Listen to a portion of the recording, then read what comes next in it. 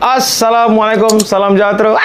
Apa hal korang? Selamat kembali ke dalam channel YouTube Rais Hamid Arish TV. Masih lagi bersama dengan YouTuber kegemaran rakyat Malaysia, Indonesia, Brunei, Singapura, Patani dan juga Filipina, Rais Hamid.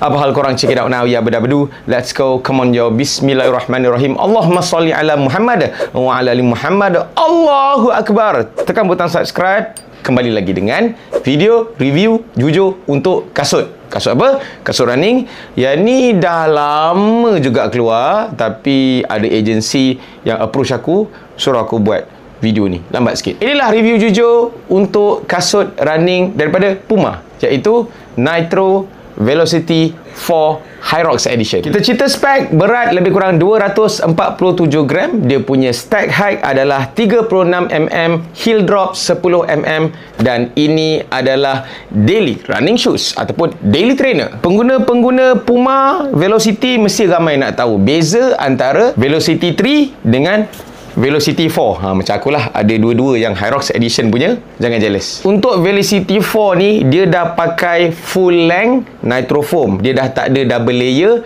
dengan EVA Foam macam yang Nitro Velocity 3 buat. Dan Velocity 4 lagi ringan sikit, lebih kurang dalam 20 gram berbanding dengan Velocity 3. Dan itu saja dia punya perbezaan. So, pengalaman aku memakai berlari lebih kurang 5 km pelbagai pace. So, yang Velocity 4 ni, yes, dia punya feel lagi ringan.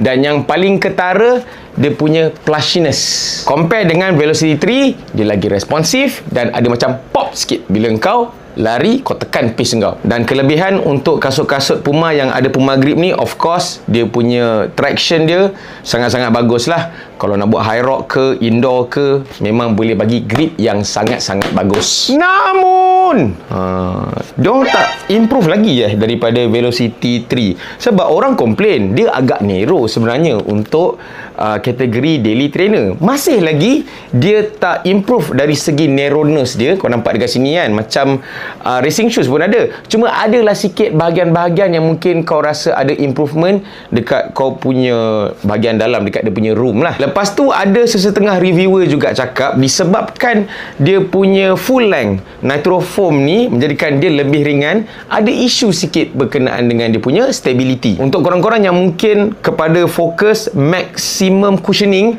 ini bukan pilihan terbaik lah. Sebab ini bukan the most plush kasut yang kau boleh jumpa dekat pasaran sekarang, walaupun dia agak plush. Tapi mungkin dia punya kelebihan dia, yang ni dia lagi versatile lah. Kau nak buat hari-hari speed kau, interval memang sesuai berbanding dengan Velocity 3 yang mungkin memang daily trainer sahaja. So korang boleh dapatkan mungkin dekat beg kuning yang aku bubuh ni, dia tak ada yang Hyrox Edition ni. Hyrox Edition ni yang aku pernah jumpa hanyalah dekat SSS Pavilion sahaja.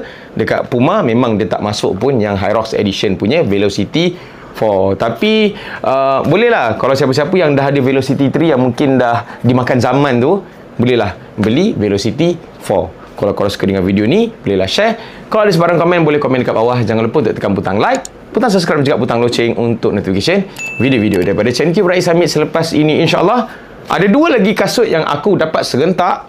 Nanti korang tunggulah video yang seterusnya. Jangan lupa subscribe. Semoga semuanya dimurahkan rezeki, dipermudah urusan. Jumpa lagi dalam next video. Assalamualaikum. Bye-bye. See ya. Sesuai sangat lah. Aku pun nak pergi Hyrox Singapore ni. Jadi judge.